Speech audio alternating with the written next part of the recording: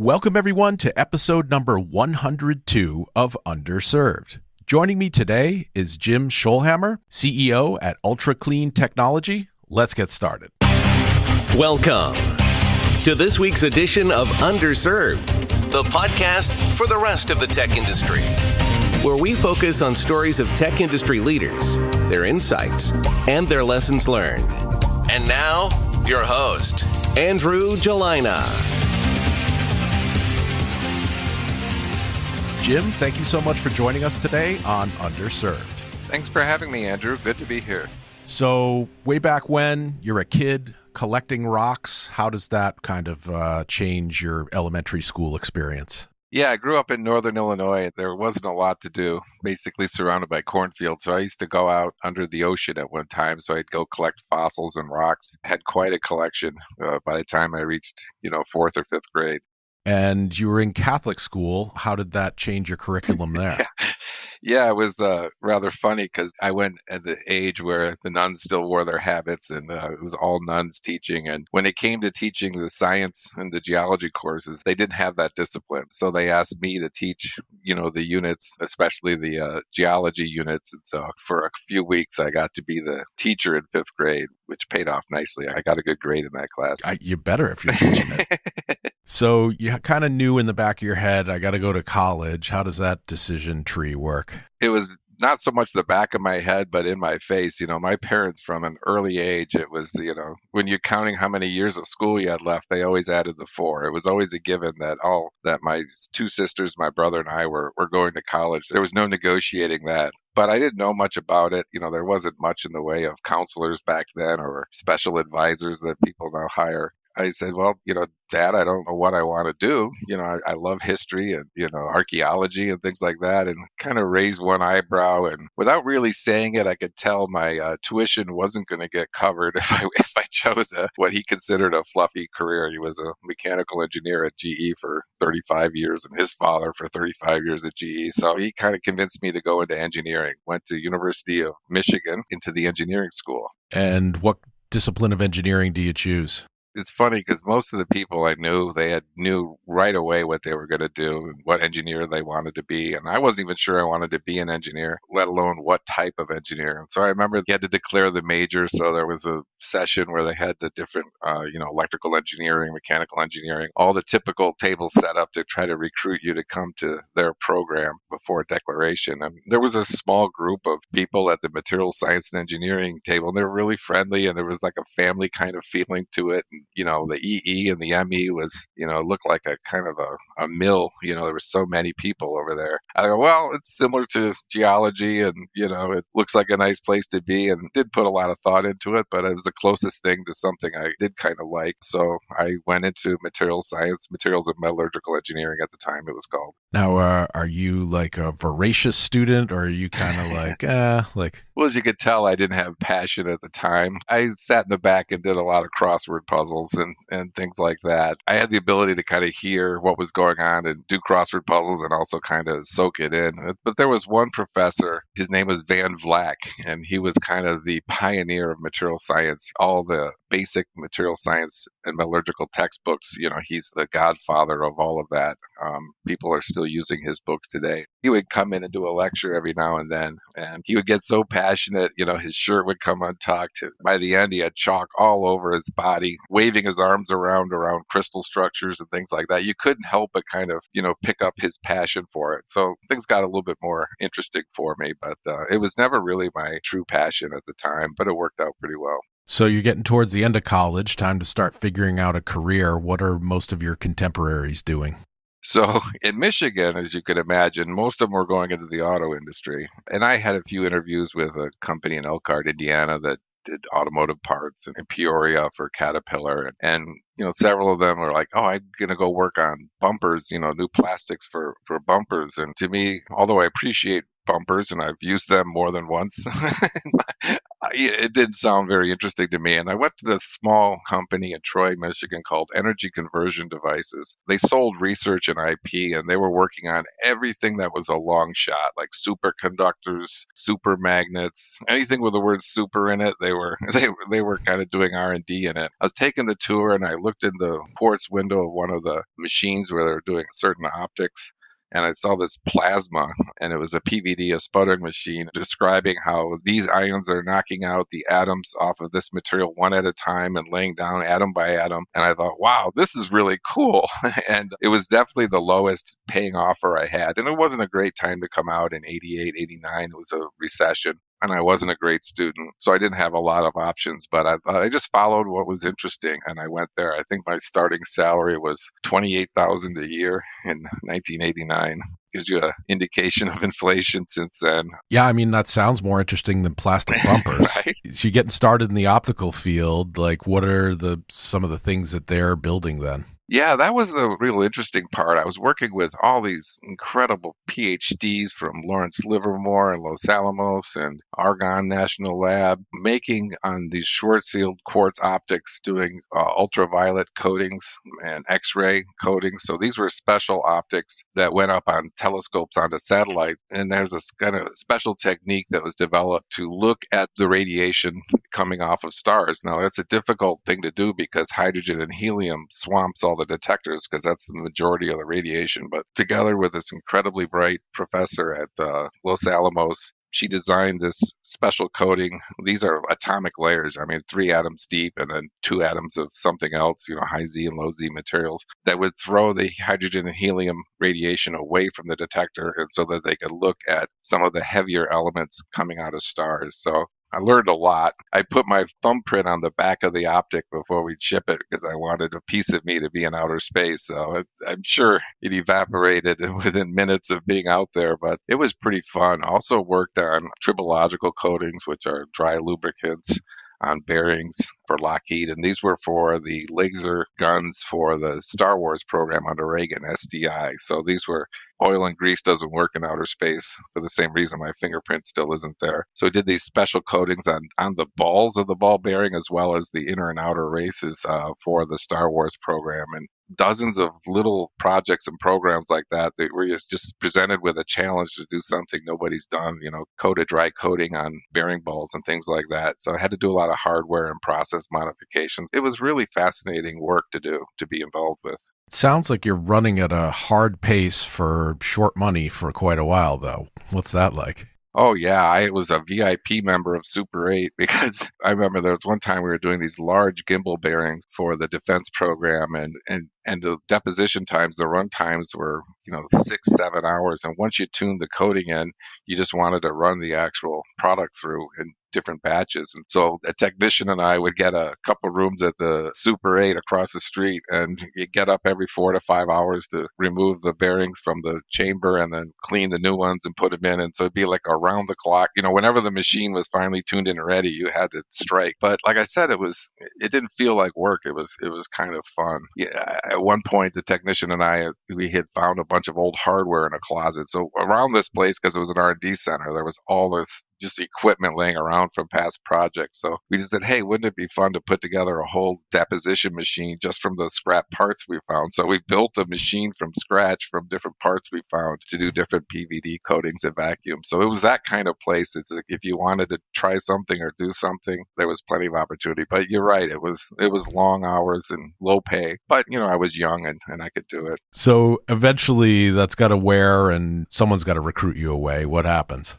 It was fun, but the company had been what it was forever. Unfortunately, it's now out of business because they got into the whole solar frenzy. They'd been doing solar for 30 years. They started doing solar cells in the lab right next to me there. They were doing the solar cells that would go up on satellites, special ones that were specially coated. So they got into kind of commercial production of flexible solar for rooftops and overbuilt and got caught up in the whole solar sweep. Unfortunately, put the company out of business. But But long before that, that was long after I left, I just realized I learned a lot. I kind of learned, how does a vacuum work, how do pumps work, valves, deposition, PVD, CVD deposition, how does it all work? If I want to do something with a career, I'm going to have to switch into an industry that actually makes product. So that's what I did. That was a 91. Now, that was pre-Google and pre any ability to do easy research. So I looked, living in Michigan at the time, and I looked on the map and said, oh, Minnesota's not that much farther north. It must be similar weather, but couldn't have been more wrong. But I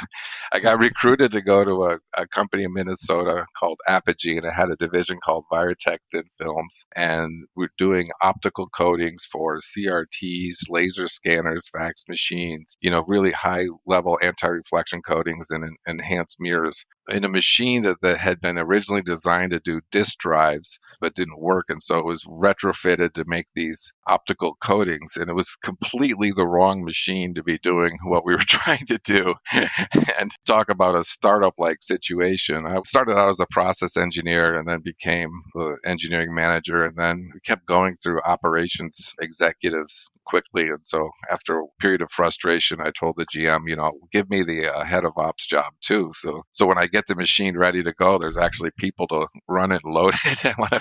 I want to give me the whole thing. And so that's what I did. But with the wrong equipment and process with a CPK far below 1, I ground it out over 6 years, and it was a 24/7 operation. I lived in St. Paul, and this was an hour south in Faribault, Minnesota, and I would work 12, 14, 16-hour days. I get home at 2 in the morning after getting the system up and running correctly, and put my head on the pillow, and at 3 or 4 they call and say we lost control, and I'd have to drive back down again.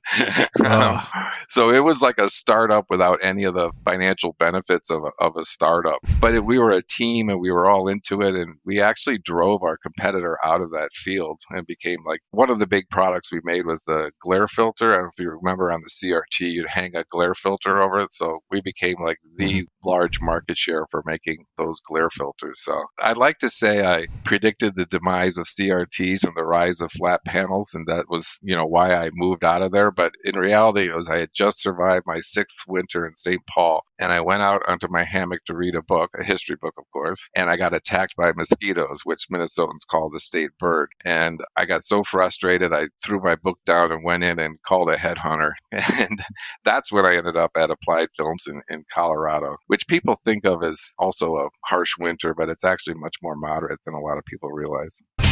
You are listening to the Underserved podcast. Underserved is produced by Maris Consulting Group, embracing the power of people in technology.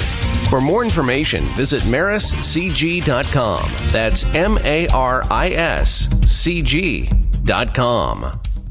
Colorado's beautiful, too. I hope you got to enjoy some of the scenery there, not just 16-hour days. No, that was a more rational work schedule. Applied Films was doing specialty coatings and also building the equipment for flat panel displays for both LCDs and plasma TVs. I was right there in Longmont, Boulder area, and I remember seeing the mountains just come out of the plains, just boom, like a wall with white tops. And I said to myself, every day when I drive into work, I'm going to, drink this in. And I have an office window that looked right out over the range in the mountains. I found myself a few years in going days or weeks without ever even glancing at the mountains. So it's like, I guess it's a human tendency. You take it for granted, but it was definitely a beautiful spot. How is that company kind of progressing? I think there was some M&A that started to change the trajectory. Yeah, for years it had started as a startup with a couple founders and doing these coatings for LCD. And then in the late 90s, when the tech stocks, really took off, the new CEO came in and he took advantage of it. And he went in the back room and printed up a bunch of shares. So did a lot of secondaries. And so we were a pretty hot stock. And so we raised a lot of money and then actually bought a company in Germany called Leibold Large Area Coatings. It was a company that was about 150 years old, the kind of German company where you go in and the Geschäftsführer, the leader, has his great-grandfather picture on the wall, grandfather's father, and then they all look identical. It's a 150-year-old. It was about 10 times the size of our company. And they were doing a lot of the same things that we were doing in Colorado, which I was running. And so the German company had far more momentum in the market than we had, and a lot bigger. So my job was to shut it down. So I was, shutting down both the coding and the equipment part of the business, which I was then running. My boss, the CEO, said, would you like to go run the Germany thing? And I didn't speak German despite my last name. And I went, oh, my wife will never go for this. But I went home and said, hey, we could go be an expat in Germany for a couple of years. And she said, sure, which surprised me quite a bit. So I had 3 kids at the time. They were very young, 6, 4, and 2. And so we picked up and moved to Germany. And I was the Geschäftsführer is what it's called, the business leader or the GM. I was the leader of so it was me and 500 Germans. So it was pretty challenging, but it was an incredible experience. I hope you got to enjoy some of the beautiful scenery over there too. Oh, yeah. As I said, I was a history buff. I got extended a couple times, so I actually spent 4 years over there. But every week, I didn't know how long we'd be there. So every weekend, I just get the map and find a town somewhere in Europe, usually within an hour or two. And you look for like the sign that there was a castle there and a cathedral, and every town had one. So in Altstadt, an old town. And so just pile the kids in the Volkswagen Chiron minivan and just drive to a different city. We were 4 hours from Prague, from Munich, from Berlin, from Paris, from Amsterdam. So every weekend, in fact, a lot of the Germans that I worked with said that I'd seen more of Europe than they had. So I took full advantage of it. The kids were definitely, I remember my youngest daughter, and I tease her about this today. She said, do we have to go to Paris again? And so now she's like, I don't even remember. That's not fair.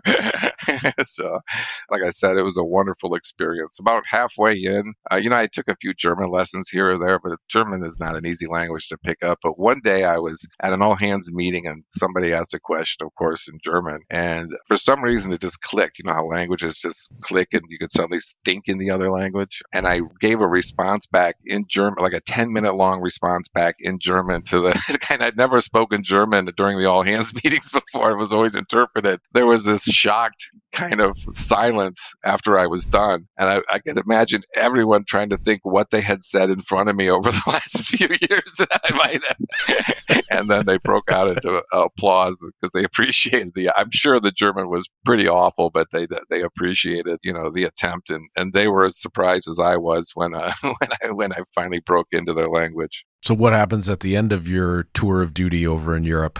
So I actually decided to come back.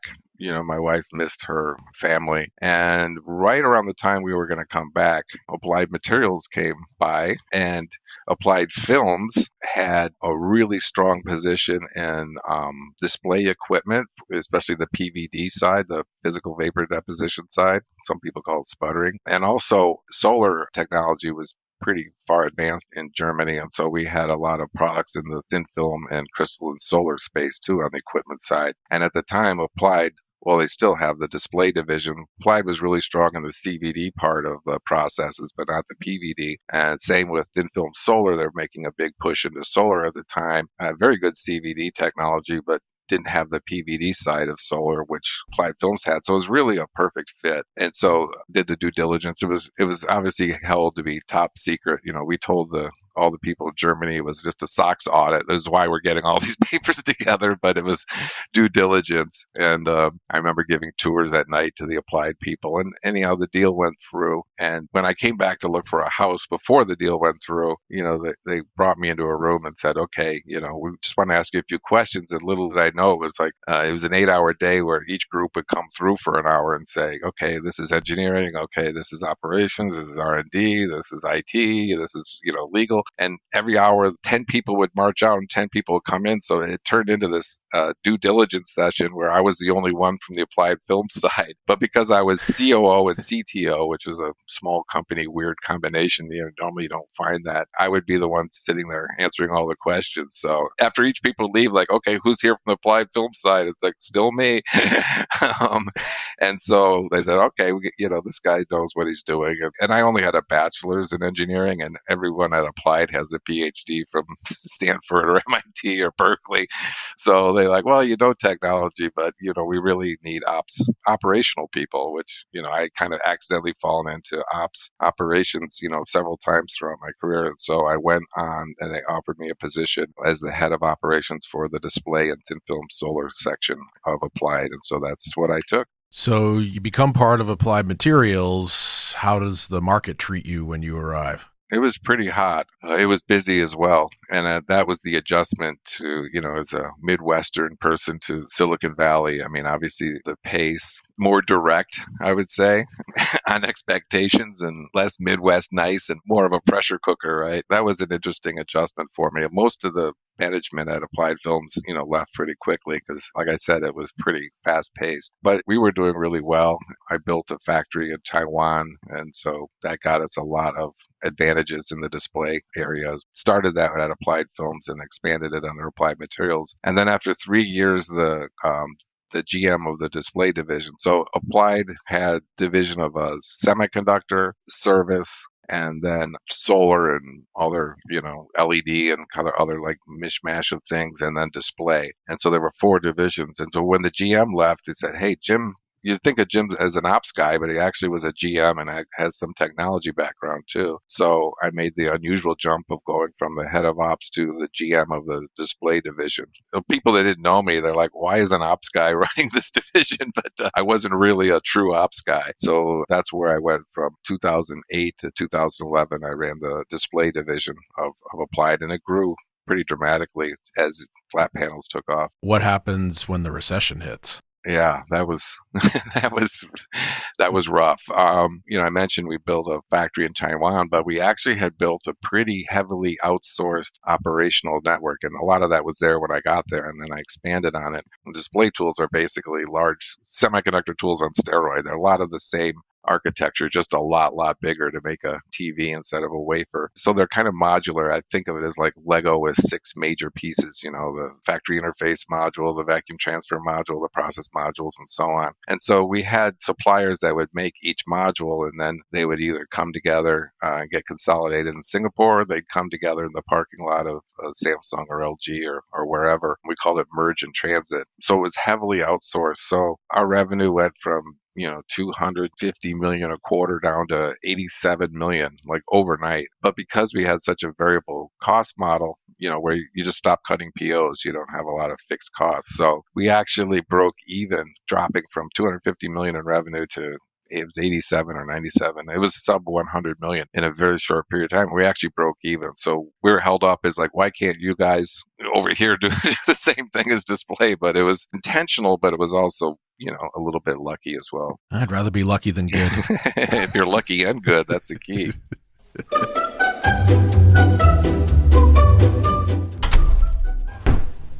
Hey, sport. How was school today? It was okay, Dad. How was work? Actually, I had a rough day. Leading an engineering team is hard. I mean, I have to ship new software, meet deadlines, and tackle new projects while keeping my team focused on the day-to-day. It's hard to keep up. Jeepers, Dad. Why don't you call Maris? They're the staffing firm with the best technical resources around. They helped Billy's dad. He used to be stressed out like you. He was missing deadlines, his team was overworked, and a bunch of folks left the company because it was too stressful. But then he called Maris. And they put resources to work right away. He hit all his deadlines and freed up his team to do other work. His boss was so happy that Billy's dad got some extra time off. Time off? Wow. What did he do with that? He spent it with Billy. Aww. That's a swell idea, son. I'll call Maris today. Now, you go wash up for supper.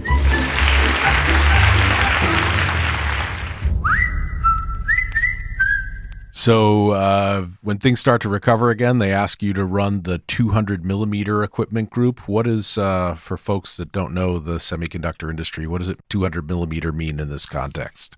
as you know, to follow Moore's law, there are two things that main drivers that were happening. One is obviously shrinking the dimensions of the circuitry on the wafer, but in parallel, what was happening is the size of the wafer being coated that, the chips get cut out of the silicon wafer. And that was through the early 2000s. In the early 2000s, then the industry made its last jump in wafer size to a 300 millimeter diameter wafer. So there was still a lot of 200 millimeter equipment being used, especially when the chip sizes are small, like MEMS and analog chips and power devices and things that didn't require huge volumes of chips. So 200 millimeter market, even though the industry had switched to 300 millimeter wafers, there was still a very strong demand, especially from the automotive companies like ST, Infineon, Bosch, as well as a lot of the companies in Taiwan and China making kind of lower end chips or specialty chips. The group had gotten themselves a little bit in over their head because they kind of immediately went to an outsourcing model of the whole tool. That didn't go well as the demand went through the roof and couldn't keep up. And so had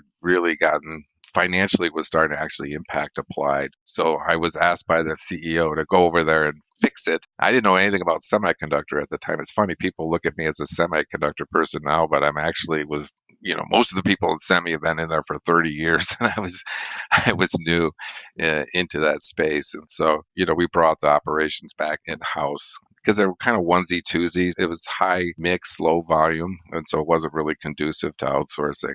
So we brought it back in-house and developed some R&D. It was really difficult because a lot of Applied ex-service people who knew how to retrofit or refit a tool had set up these little, I call them garage shops. They would buy a used tool. When companies like Intel and others went to 300, they just took all their 200 millimeter tools and put them in inventory and sold them off into the market as used tools. And so a lot of these competitors were small job shops, and they'd sell them at a low price, sell them for 1.2 million and make a couple $100,000 and do 4 of those a year. And because they were a company of 1 or 2 people, they were happy. And so they really kind of killed the pricing in that space too. So it was pretty tough competition going against, used tools that were very efficiently refurbed for new uses in the automotive space. So kind of had to find a way around that. And one of the ways that we did that was these tools, because they were developed in the 80s and 90s, the technology on them was still pretty old. So they actually used a floppy disk and a Motorola 86 series chip and a light pen for the controls, and no emergency power source and so on. So the users of the tools, they'd have to go on eBay to find floppies and to get a replacement chips, Motorola chips, and then every night they have to go around with a floppy for 12 hours to back up the tools. And so we developed a controller using the Pentium 5 chip, using a touch screen, using USB memory and a UPS. We kind of upgraded the 200 millimeter offering so we could compete on more than just price. We didn't realize at the time when we did this, we thought, we were kind of selling these features that were more convenience, but the old controllers were so slow that, to tell it to close a valve or turn on a power supply, the delay would be so long that when we put the new controller in, the tool output went up 10%. And because the controller was so slow and things weren't happening exactly when they thought they were, valves were open when they shouldn't be, the yields went up 10%. So that was an unexpected positive result. In addition, there was another kind of lucky factor. Here, go back to the lucky and good, as the used tools started to get depleted. It started to be less and less of them. As a result of that, we took back almost the full market share of that market. And so went from 200 million to 500 million. And now I think they're closer to $1 billion in that tool set. So that was an interesting challenge. And like I said, a little bit of smarts and a little bit of luck, we were able to do some great things. Now, you had an interesting quote on the pre-call that Applied Materials was like Harvard. It gives you a network of everyone and everything. How does that kind of help you in the next step? Yeah, I'm kind of the poster child of not planning my career. and it just, I've learned a lot about if I were to plan a career, what are the important impacts, but mostly things just happened to me. At Applied, I wasn't trying to make a network, but because I was running one of the 4 divisions, I'd be up on stage presenting every, quarter or two to the rest of the company and the rest of the VPs. So I was pretty well known. And so after I left Applied and went to UCT, all these people come out of the woodwork. Hey, Jim, I just started up this company. Can you make this for us? And it's as I walk around, I run into all these people, and I have to look at their name tag because they've seen me, but I maybe didn't spend a lot of time with them. It is like the Harvard where you have this. Without intentionally trying, you get this incredible network, and so many people out of applied materials, were pretty heavy hitting executives and, went off to do a lot of other things in and around Silicon Valley and around the country. So it's paid off, quite a few times, where, I was meeting with someone from Samsung and she had risen to like the head of supply chain for all of Samsung. And she's like, Jim, remember me from 20 years ago? And I'm like, I don't, but I'm very happy to have this this connection to the head of supply chain for Samsung. So it is definitely a lot of the big companies. They have that kind of a lot of the same people kind of move around quite a bit, and so you just accidentally kind of knowing a lot of the big players. I've heard it in the tech industry. I've heard it in the movie industry. Like, there's no upside to being a jerk. You should just be nice to everyone, have good relationships with as many people as you can, because you never know when that lowly newcomer to the industry is going to, X number of years later, work their way up into some amazing position, and you're really going to want to be friendly with them and not have them hanging up on you. Yeah, a surprisingly large number of people haven't figured that out. And so there's some pretty tough characters still in the industry. The semiconductor industry, it had been bouncing around forever. And so it was a kind of a tough environment. I remember McKinsey coming through and telling Applied that, hey, it's dead. You better go big into solar. Semi's dead. Obviously, it's not. So I think what I've noticed in the last 5 or 10 years, as semiconductor is the equipment side, tripled last year up to in the 90 billions, and it's predicted at the end of the decade, $1 trillion of chips and 150 billion in equipment to support that. So as the industry kind of came out of its long doldrums, I'm sure many people listening have read Chip Wars. As it's kind of come out of its long doldrums and it's gotten more momentum, I've noticed that the culture and the companies are more optimistic, more positive, more friendly, and less a crucible that grinds the people down into to eke out money, eke out a profit. I notice it's changed quite a bit, but yeah, it's now a great industry to be in. Let me rewind a sec. So you mentioned moving to ultra clean technology. You had gotten a call from a headhunter and eventually got offered the CEO job there. I guess first, what does ultra clean do? How is that kind of different from AMAT? And second, what happens when you land there? What's job one? So Ultra Clean, I guess the simplest way to think of it is a contract manufacturer, like everyone's heard of Flex or Fox or Benchmark. The customers were like Applied Materials, Lam, ASM, all the non-Japanese and Korean equipment makers. So making modules and components to the equipment for the semiconductor equipment guys. So, like I mentioned, the Lego example of the tools. So, UCT would make a gas panel. Mostly it was making gas panels that was about 90% of the revenue. One of the more difficult modules to build for semiconductor tools. That was the majority of what it was doing. And it had grown decently, but it was kind of stuck at around the $400 or $500 million level for a while, and had decided to take its CM know-how and do contract manufacturing for anyone who walked into the door, basically, went and diversify, because semiconductor is notoriously cyclical. I mean, you have 30, 40% drops and increases from one year to the next. It's quite a ride. So when I got there, actually, I was offered the COO job, and I said no. And the former CEO said, okay, I'm retiring. You can, how about the CEO position? So I'm like, yeah, that would be better.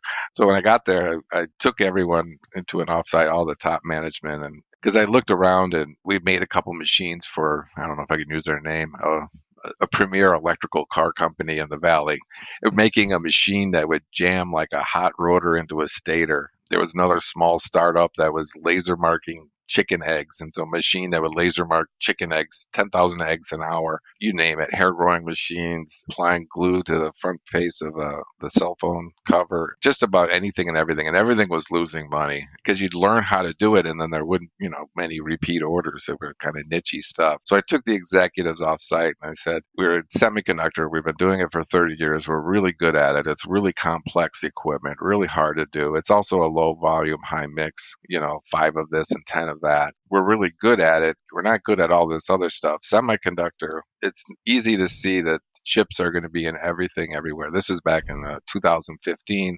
before the boom started, but it was pretty obvious that, that someday my coffee cup will have a chip in it to tell a robot that my coffee is cold and low. And, refrigerators, self-driving cars. I think that it started to be a little bit of penetration into the hard disk space for the cloud to get replaced by solid state chips. So it was obvious that the world was going to be full of chips.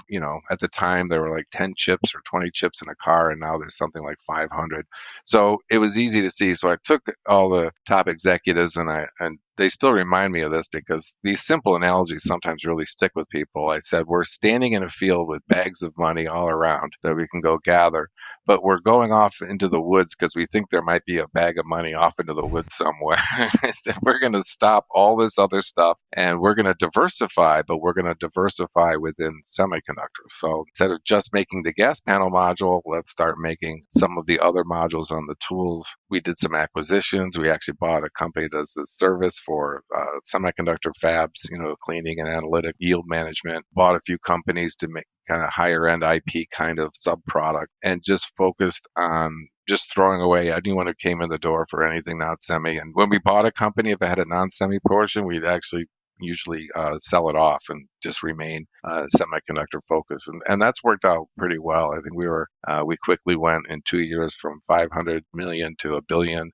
and then we've continued that strategy. In 2022, we did 2.4 billion, and as we grew, we had a great global footprint, but we didn't have enough scale and volume over that footprint, so we hadn't been very profitable. But as we grew that revenue over that factory base that we have globally, our profitability shot way up as well. So it's still cyclical. We're in a down cycle right now, but it was definitely turned out to be the right strategy for us.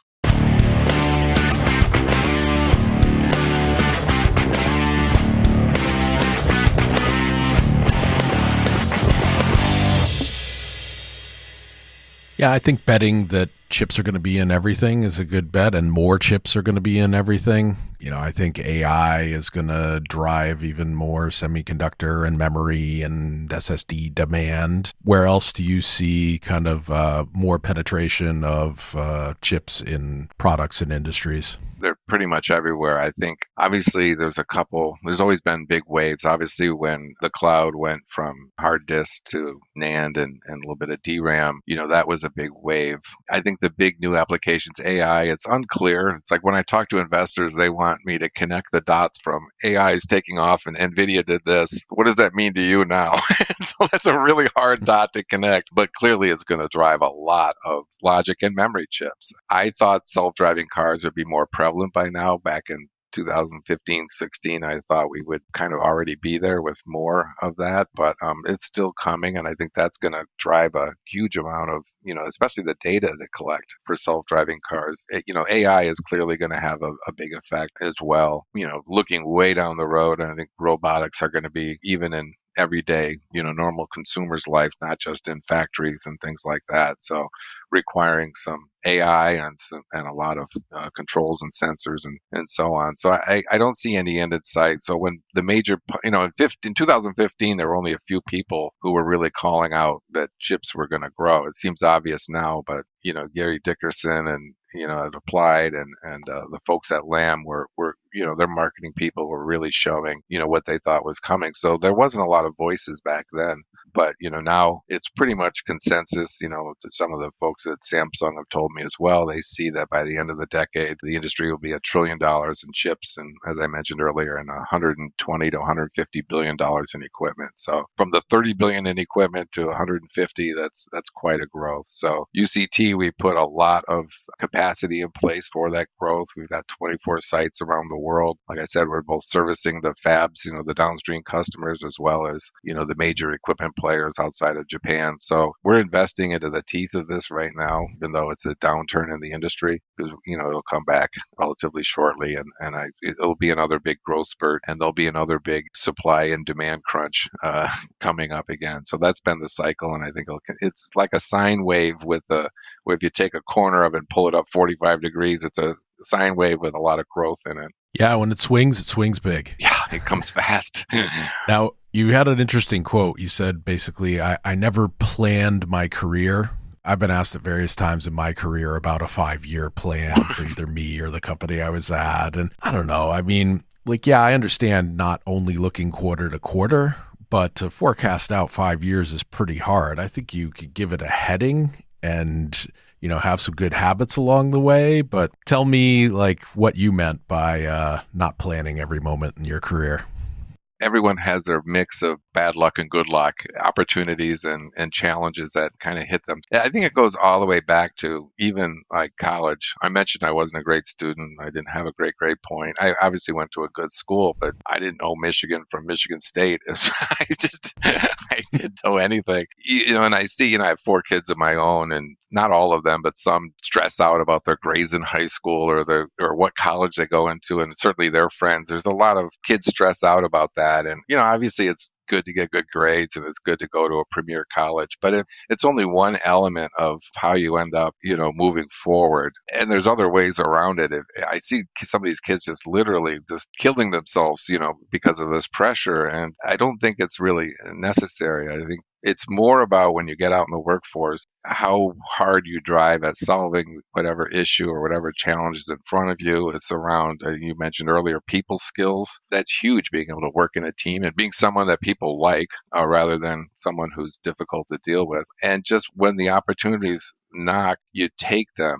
Like I said, bit of fortune, but also, just kind of following, leaving a company that, the first one, which had no future, and going to another, a company which actually made a product, that ended up being a good move. I have found you could be in a really good company with a really good team of people, but if you're in the wrong industry, you struggle. And I've seen companies that are not that great, but they're in a hot industry and they do better than the companies that are well run and in kind of an industry that's stagnant. So it's important to place yourself into the right market in the right industry. If you can get into the right company in that space, that's obviously a good thing too. But once you get there, within a few years of leaving college, nobody's asking you about what grade you got in high school or college. And even what college you went to is less significant than how well you solve problems. Tenacity, I think, is a key attribute. If you just don't give up and you go after solving the issue or the challenge in front of you, or creatively getting around things or creatively making things happen in a collaborative way, that's far more important than grades and what your certificate on your degree mean. And for some of the young kids are out there listening today, if you don't get into the college you want, often it's easy to get into the master's program at Berkeley, or, you can get into like high level colleges, or you can get in through going, transferring in through another school. So I think people they overemphasize that part of how you get a career. And I think it's a lot more about what you do when you get in and just taking a look around and seeing, am I in the right spot? Am I in the right industry? Is this company going to go somewhere? And I didn't move around a lot. I worked at most companies for 5 or 10 years each. But when an opportunity came to get into something that, had more upside, I would take it. And I didn't plan my career. I remember often I get tapped on the shoulder by like my boss's boss, and can you come in my office? I'm like, oh my God, I'm being let go. And then he'd say, I just fired your boss and you're taking over his job. So I'm like, I never had eyes. I never had a 5-year plan to take my boss's job. It's just, like I said, if you work hard and you get results, that's the most important. I also think another element is, I think what makes people good at work is when they have a wider experience beyond just, what's in front of them at work. My kids spent 4 years growing up in Germany, and high school, they did summer programs abroad, and college, the same thing. They were voracious readers. I was a voracious reader. I read everything in the library, lots of different things I was interested in. You don't know how that's going to connect, like how does learning history or learning different things, how does that connect into your work life? But when you get this broader, wider perspective, because you've left your narrow world and really became a more sophisticated person, and you get some of that in college just because you're you're more exposed to interesting people with new ideas all in one place. That's one of the bigger advantages to the university rather than, I haven't used a Laplace transformation since I left college, or Calc 4 or thermodynamics or any of that. But I think having the breadth of things that you learn about and experiences, I'd love to go back and graduate college having traveled the world. I think those experiences as well make an employee much more sophisticated on how they deal with people and how they deal with challenges. You had one more story that I definitely wanted you to share with our listeners. It was about not being afraid to make mistakes along the way. Yeah, so Lockheed was our customer. And as I already mentioned, we were doing this moly disulfide. Moly disulfide is a dry lubricant, and it's commonly used, but the problem is it grows columnar and the columns break off. And so we developed this coating where we put 100 angstroms of moly disulfide, and I'm getting too technical, 1 atom layer of gold to kind of break up the crystal structure and then start back out again. So it was a multi-layer gold moly disulfide coating that went on these bearings for the Star Wars program. And these bearings were precisionally ground to like the atom. I mean, kind of like the optics in the ASML tools. It's unbelievable precision. They were ground, and they were, and this is in the 80s, they were $10,000 each. And I mentioned we were, the technician and I would be, the Super 8, set the alarm to wake up at 3 a.m. to take the part out of the tool and put the new bearing, the clean bearing in and run another deposition run. And then you have to take the bearing through these different cleaning tanks before you put it in. And the technician had put one in the DI water and forgot about it. And so he came in the next morning and it was still sitting there and it had rusted. So at 10,000, equivalent today of like a $50,000 bearing, we had 10 of these to coat for the program. And we spent a week, we brought in chemists to like, how do you reverse the oxidation process in iron and, and replate back on, we tried everything to try to figure a way around it, but you couldn't do that with such a precision bearing. And so finally, after a week of failing, the head of the program and myself got on the phone with our counterpart at Lockheed, and we're so nervous, we're sorry, we rusted one of your bearings, and we were expecting this tongue lashing and this, we're gonna, why did we choose you, etc. And instead it's like, oh, okay, I'll send a new one tomorrow. So like, yeah, I mean, it's a shame to say we tried all the wrong ways first and then eventually just confessed and it worked out.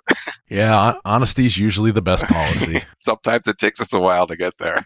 So Jim, thank you so much for joining us and sharing your experiences with the listeners of Underserved. Thank you, Andrew. It was exciting to be here with you. I really enjoyed it. This was my first podcast I've done, so it was wonderful. Thank you very much. You'd never know. You did a great job. And we'll talk to everyone soon on the next episode of Underserved. Thank you for listening to the Underserved podcast. For more information on the topics discussed and for show notes, visit the show website, underserved.fm. And please be sure to rate, like, and subscribe to Underserved on Apple Podcasts, Google Play, Spotify, or wherever you listen to podcasts.